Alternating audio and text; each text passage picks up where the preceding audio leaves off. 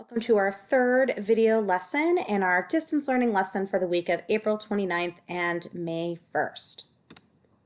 Let's start off with our reading check-in. And remember, when you see this movie popcorn symbol, you're going to go directly to that Google form and answer the question there. Are you still reading the same book for your double entry journal as last week, or did you decide to pick a new one? Now for our project check-in. What book did you select for your adaptation project? So if you have not selected a book yet, then you will want to pause this video, figure out what book you're doing, and then resume the video. So that way you can answer this question.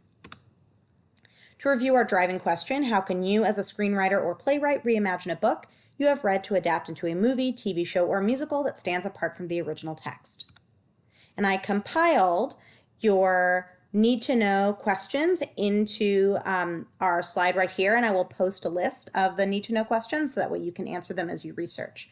Because the purpose of the need to know list is that we, when we're in class, we create the list together, and then we're able to cross them off when you've answered them, because the purpose of them is to develop the questions that you really need to know in order to be able to answer that question.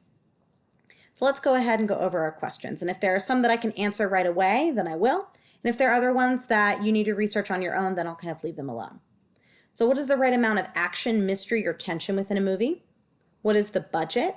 And that's one that I can actually cross off, because I'm not going to have you focus on budget within this project, because we're not going to go into the specifics of how much does a TV pilot cost, or making a movie or a musical or things like that. What genre will I make the adaptation? So are you going to change the genre, kind of like Archie and Riverdale did, or are you going to keep it consistent? What characters will I include? So are you going to take out some that you feel like you don't have time to address? Are you going to add any new ones? What elements of the plot will I change or keep? Will I keep the same setting, and that goes for location as well as time period? The next two questions are really insightful questions from Erin. What are successful adaptations? So researching some adaptations that have been really successful financially and critically, and what made them a success.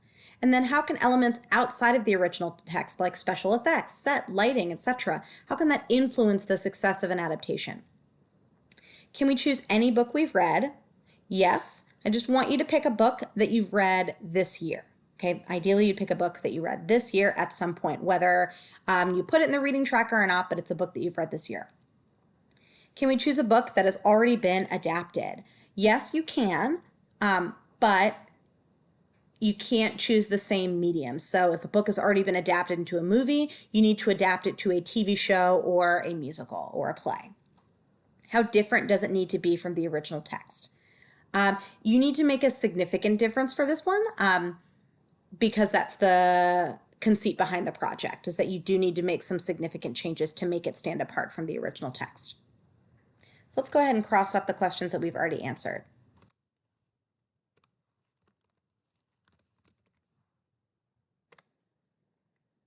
So I went ahead and put in the answers for the questions that we crossed off, and I'll post that in a document that has our need to knows in it.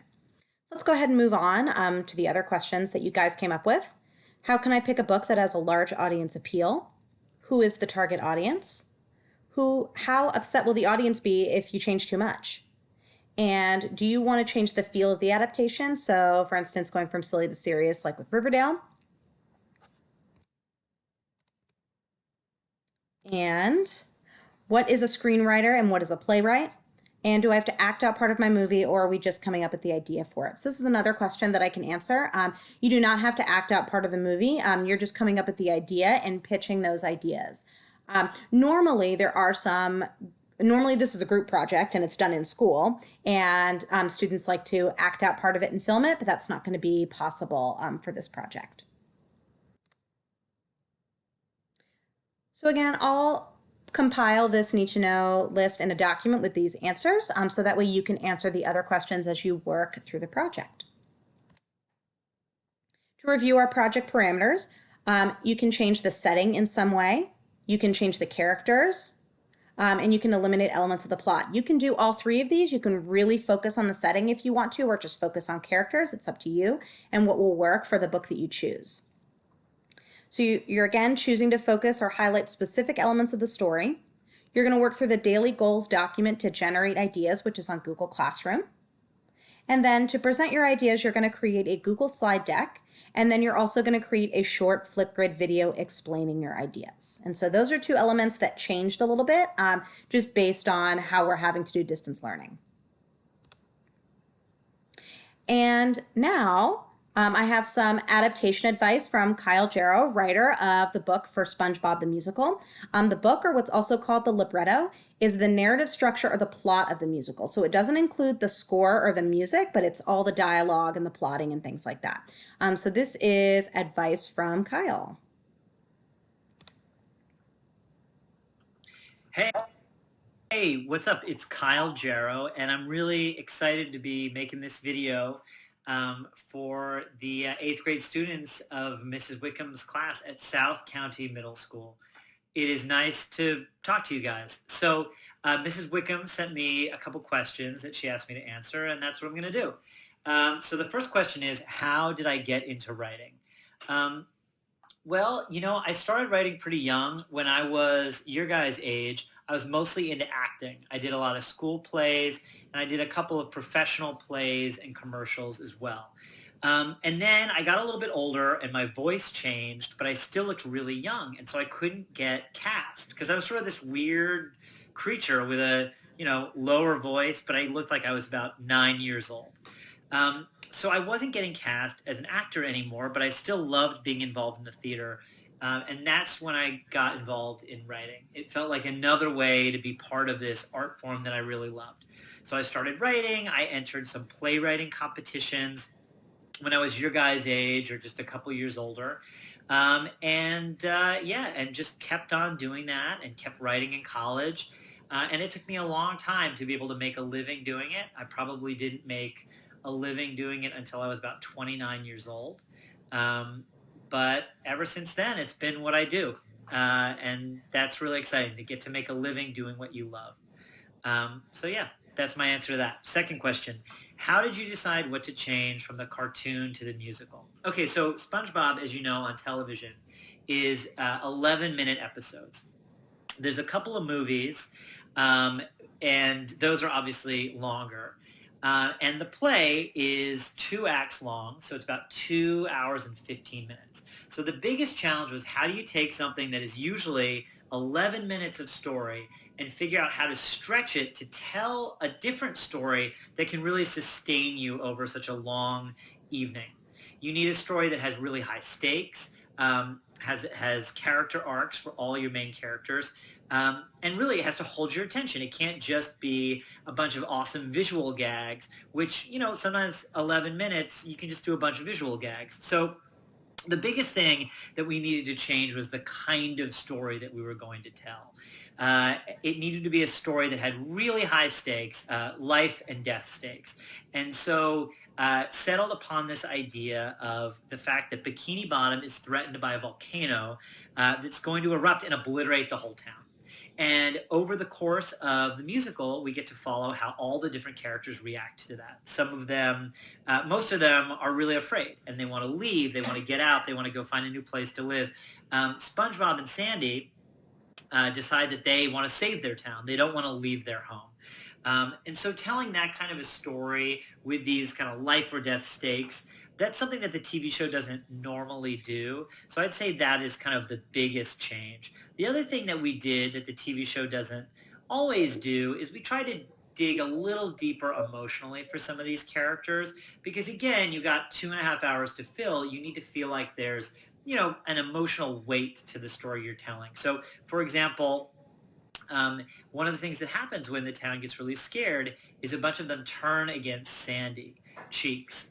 She's, obviously a mammal. She breathes air, unlike these other creatures who have gills. And so they end up scapegoating her, blaming what's happening on her, even though obviously it's not her fault. And that makes her really upset. And that's something that she needs to deal with. And SpongeBob and Patrick end up helping her deal with that as well. But that is an example of another thing that's a storyline they probably wouldn't have done on the TV show, but we felt was important to do in order to get that emotional heft and weight to our story. Okay, great. Question 3. How are you able to take something so famous and beloved and make it new, fan acceptable, and your own? Um, well, that was definitely the hardest challenge. I love SpongeBob. I'm a big fan myself. So what I did was just ask myself, what would I want to see? What would make me excited about this musical? And if I didn't feel excited about it, then I didn't want to put it in. So luckily, I had my own fandom to help me out and help me sort of judge what was, cool, what fans would like, and what they wouldn't. So I just sort of went with my gut on that. The other thing that I did a lot of thinking about is how the mediums are different, how theater is different from film, television, and animation. We're using real human being actors. There are certain things that they can't do that animation can do. Um, so one of the ways that we knew that we would have to make it new is finding what these characters would look like on stage, what their world would look like on stage. And we felt like if we did that in a way that felt cool and exciting and surprising and creative, that would be a big step towards taking this famous and beloved thing and make it feel new and fresh. Another thing that I tried to do is include some of the most famous lines and references from the TV show, some of the jokes that I love so much.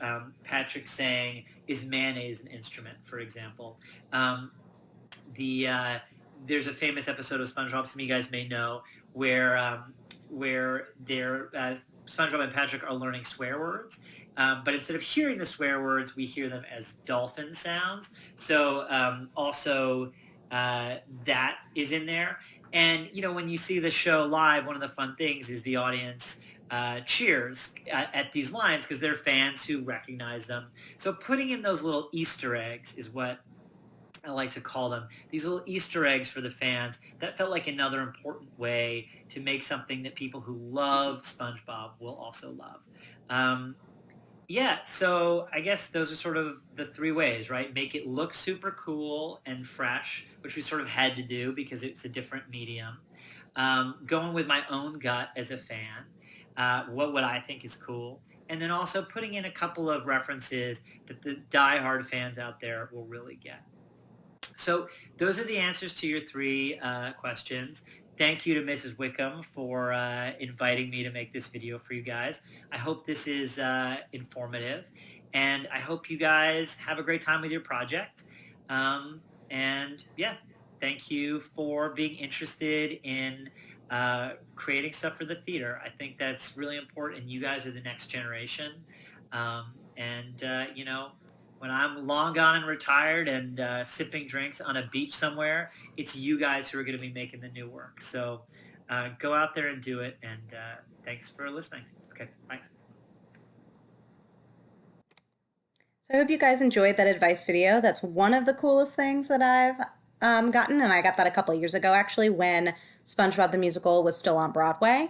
And so I'm disappointed that I don't get to share in that video moment in class when you guys realize that it's a video made for South County students. But hopefully you still learned a lot because I think he's a really, really talented guy and has created many musicals that you can kind of look up if you're into doing some research. So today what you're going to do is continue working for at least 30 minutes on your project. You're going to work through the daily goals document that's on Classroom, or if there's a different planning that works best for you, then you want to work there. And I do want to show you to remind you that the daily goals document is on Classroom. So if you go under that distance learning topic, you're going to click on the daily goals document.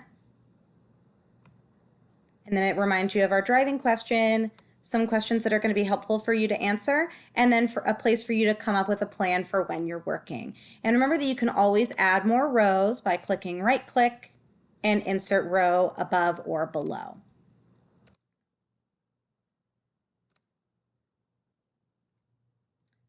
And then finally, what questions do you have and what should you think about or work on before next week's class? So again, we see that movie theater popcorn icon, and that was also on the video advice slide for the question. So if we go back to that real quick, what was the most helpful advice you received from this video? So that's in the Google form as well. So don't forget to complete this week's Google form if you haven't already, and I will see you guys next week.